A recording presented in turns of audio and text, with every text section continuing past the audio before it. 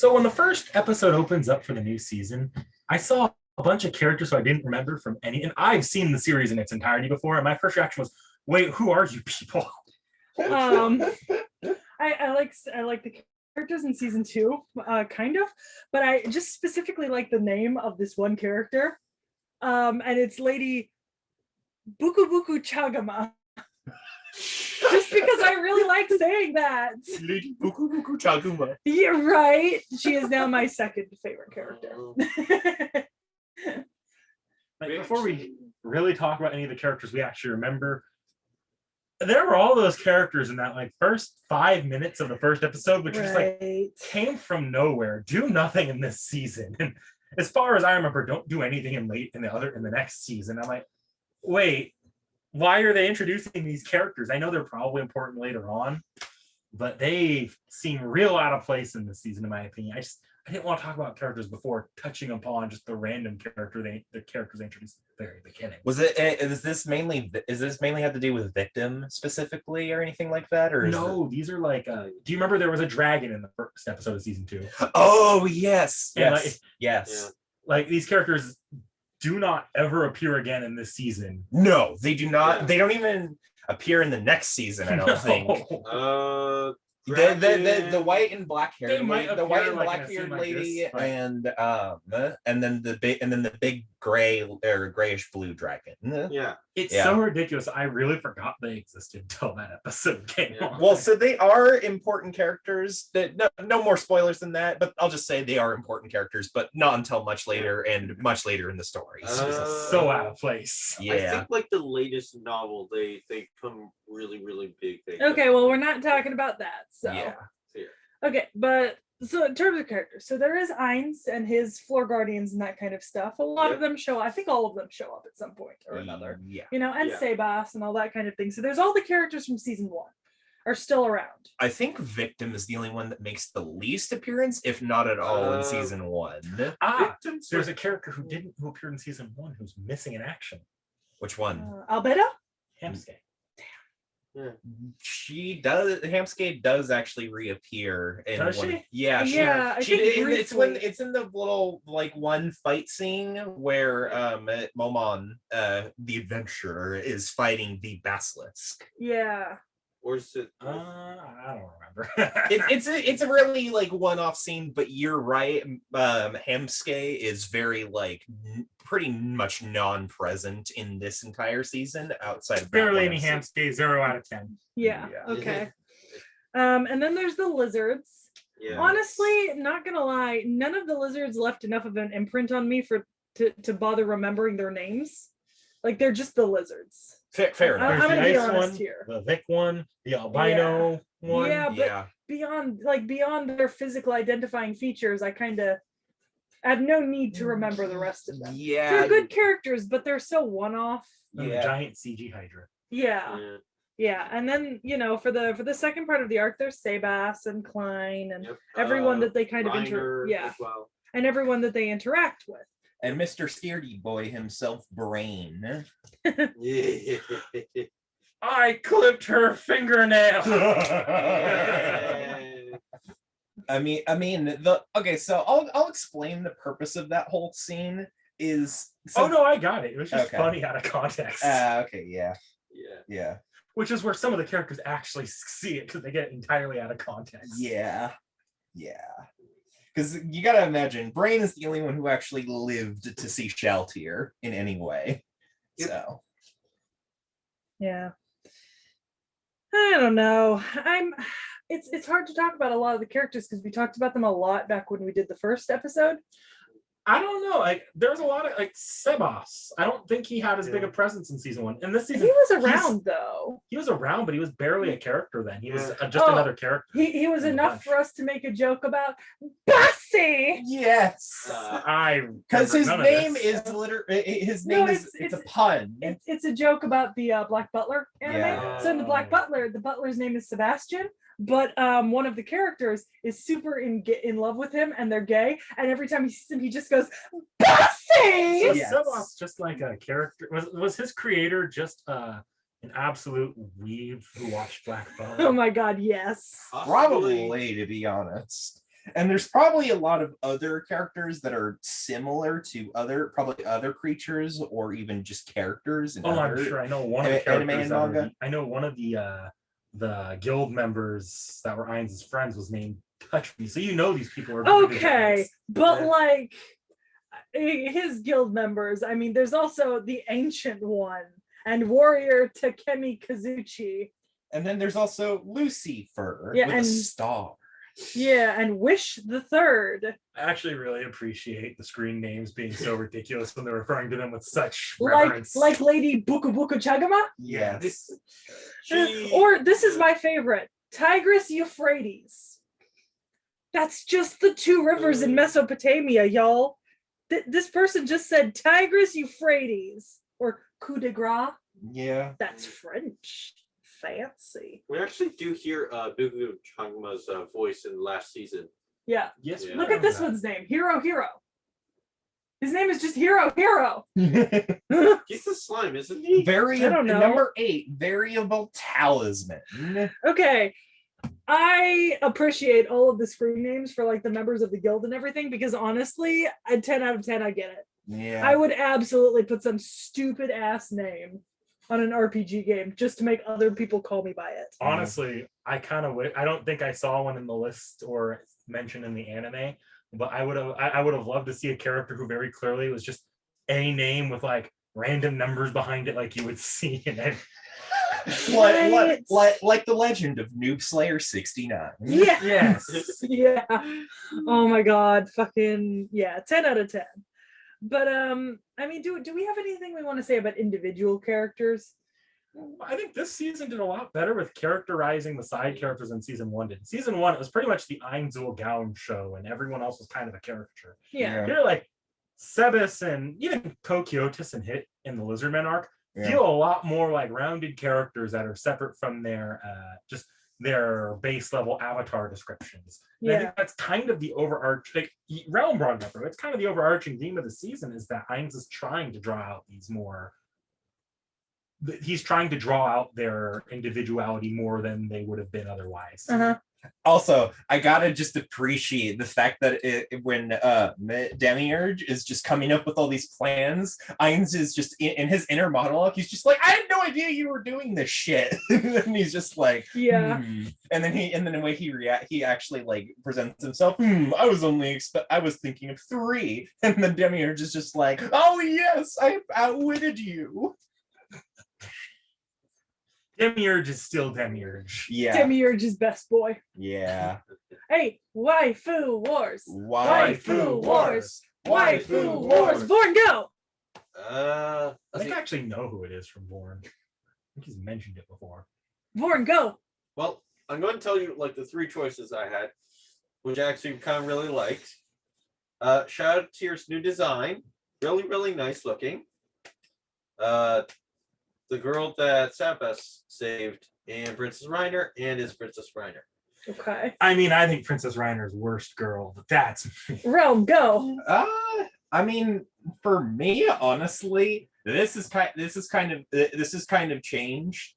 My personal waifu of this season, anyway, is Cocutus, an unexpected one. The reason for it mainly being the fact that he was just big unga bunga man. He's like, I want to smash him with a stick, but I'm just like, no, think for yourself. And he's like, okay, I think. That was basically Jesus. That was basically his art. No, he like I peaked with my that. oh. Is your ear all right? It's not. You didn't speak that loudly. I think I have water in it, so it like vibrated badly. Like you're reacting to pretty moderately like me speaking up a bit like you asked me to. Oh. Yeah. That might be my ear. That might be my ear. Out. It's fine. You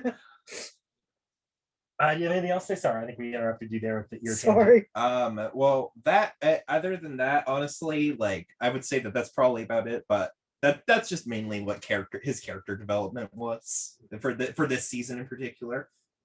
Because Ainz was just trying to tell him he was trying to demonstrate this whole lesson to all of his four guardians, but Cocytus was the main example of this season anyway for that particular arc. I mean, I think Sebas is best girl, so So that's your waifu knickknack? yeah. Well, mine is, of course, Demiurge. Yes. So nothing changed. No. I mean, I will say a close second is Lady Buka Buka Chagama. Doesn't even appear in the series. Technically, she is in the anime in season 1. And I think they mentioned her in season 2. At one point, like just by name, but yeah, they do. It's in one of the it's in the first episode of the season. They name her. Yeah, he talks to her. I think the close second for me would probably be Sheltier, but specifically, like Born said, her second design. Yeah. Really- Is that I really the one like that appears in the It's like final episode or two? Yeah, like It's the white dress. the white Yeah. dress, the blonde hair, and like that mask. That was a complete 180 in character design, though. I didn't recognize her at Right. all. And Brain's Yeah. like, that's her. I'm like, wait, you recognize her? It's like it's just the fear he probably feels. That fear. That or you recognize her by her fingernails. That is a weird fingernail obsession. I mean, Hey, we in this house we do not kink shame. Yeah, King me too. Shane Yeah, is that's my true. king. We do. We definitely do, King shaming is my king. and I judge you for it. Yeah. But I mean, solid characters overall. Season 2, solid characters. I actually think where season 1 just excelled in I think season 1 excelled overall, but season 2 I think did a lot better with characters than season 1 did, in my opinion. I think in a lot of ways that's because in season 1 we were establishing characters, and now we're learning more about the characters we're talking about. I actually disagree because I still feel like we're establishing characters. Like this feels more like we're establishing characters and we're actually moving the plot Well, yeah, forward. but I mean, with the lizard men, so we are establishing characters, but we also spend longer with the lizard men, like in a solid arc, than we do with like singular people in season 1. So while we're still establishing them, we do get longer to delve into them in like a solid piece. Not every couple episodes we see a little something about one character or another. I think in season 1, and I like season 1 more. Mhm. I think where season 1's weaknesses is we spend so much time with Ainz that the other characters do end up feeling like caricatures compared to this season. And I don't think we needed to spend, I think we could have spent a little bit more time with them in season 1 to actually get that characterization that we got here. So that's just my opinion on all this. Yeah, I mean, fair. But I'm gonna admit I don't really have much more to say about the characters at this point, Yeah. I mean- we already mostly covered them in our first episode, so yeah. Well, I mean, that's in terms of people like Einzugon and Shaltier. We talked a lot about them back during the first season review, because we really liked them and we got introductions to all of them. So that means this season we're kind of lower on new characters being introduced because we already know a lot of them. So we have like the lizard men, but like I said, I don't remember all their names. I remember what they do, but I don't necessarily remember their names. Yeah. I mean, we had a few new characters here, even in the second part. You get the entirety of, was it the Blue Roses, or I think is that? what it is? Yeah. That's Roses. the gift. Yeah, They're that's all the- new, and I love. But then bring it up when I'm asking if we have anything else to say. Well, I have plenty to say. Then say it. That's literally what I've been trying to pull out of you for the past 5 minutes. I've been speaking up multiple times this entire day. It feels like we're being moved along.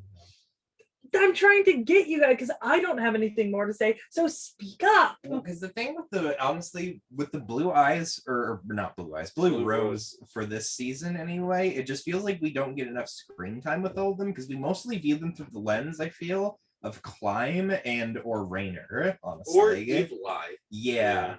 And because like I just love the part where Evil Eye and like two of the other members of that group or that party just body one of Ainz's servants or servants, maids. and Ainz like shows up and is like, wait, you beat them? Yeah. Well, but there was another like subcontext. He wasn't even really shocked. He was more angry in that scene. Yeah. Well, he was angry because they almost killed her. Yeah. But at the same time, I do think that goes along with the wait. They were beaten by a random party. Yeah.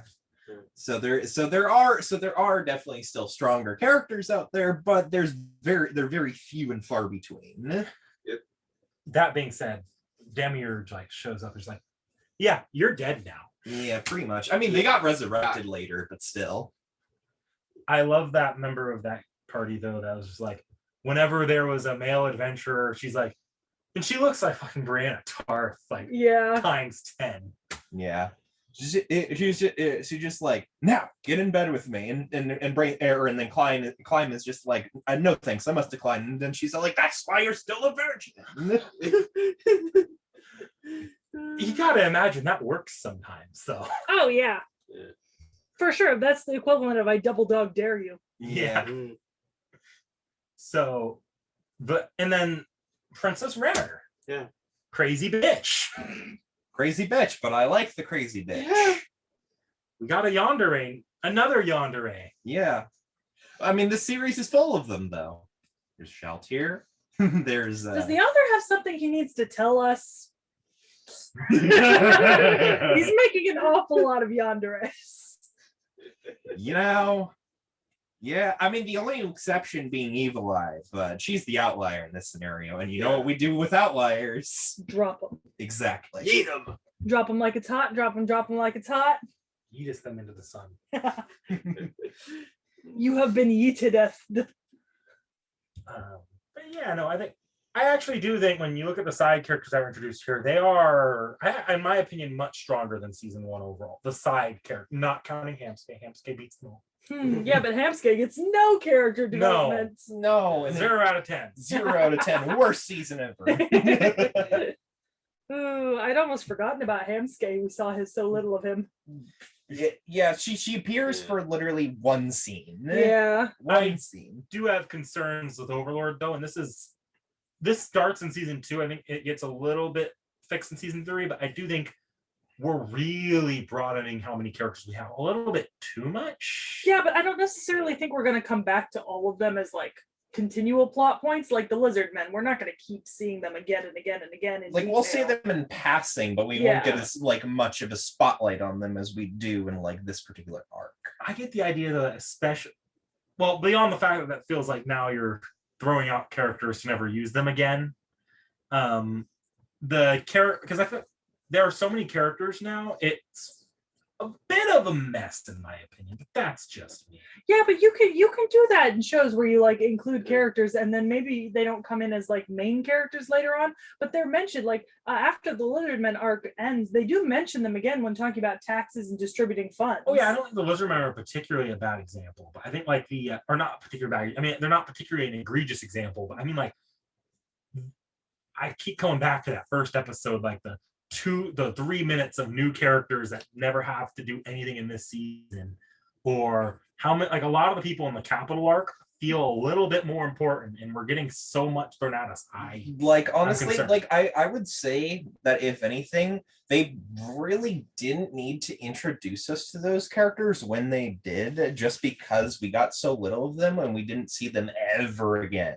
Like I almost wonder if I'm going, because I already forgot they existed going back into season 2. I wonder if by the time they become relevant again, if I'm not going to remember they existed then either.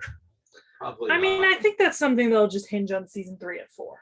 Yeah. You know, and I think in that case we can speculate, but we can't really make any decisions. Oh yeah, no, of course. Yeah. It's just something I'm noticing in this season in particular that concerns me. Yeah. But you know, maybe it'll be some sort of masterful Eiichiro Oda One Piece thing where, you know, 5 seasons later they come back in as main characters that actually mean something very important. I kind of don't like that though, with how many characters there are that are kind of in around a revolving door in the series. The real One Piece was the friends we made along the way. Yeah, see, you know, I get more and more hesitant to show you any sort of big shonen the more and more we talk on different anime, because the bigger a shonen is, the more main characters there are, and the more we see them occasionally, and then they come back in at different points, and because they're off doing their own thing half the time. I mean, the characters don't have to be on screen constantly. You know, they're off doing their own thing. I have the opposite problem with shows like Villainettes, where the characters feel like they constantly have to be in the show. But like, I don't mind introducing a character only for them to fade away for a little while to be brought back at a later point. I don't mind that. But at times it can feel like you're introducing characters for the sake of introducing characters when you didn't need to. Yeah, but the point is you don't know if we needed to introduce them at this point or not. Maybe in the timeline they're actually doing something important in the space between then and when next we see them. And it has something to do with their introduction. Maybe, but am I going to rewatch the entire series to remember these dragon people existed prior to seeing them again? No, they'll probably not. recap it. Yeah. But then it feels like why it was such a short segment. Why put it in there to begin with? So that way they can recap it. Yeah. Yeah. Call back to an earlier point rather than feels sloppy. I don't know. I think I don't feel that way at all, and I think I'm not gonna feel that way until I see whether or not they come back in 3 or 4. Because it's something that I'm very familiar with happening in like other shows. So to me, I already just withheld judgment on whether or not a character will come back. If they never come back, then yeah, that's kind of a waste. But I don't know. We'll see. But with that being said, I think we should move into our final thoughts. Yeah. So we'll see you in a couple of days. Until then, try harder.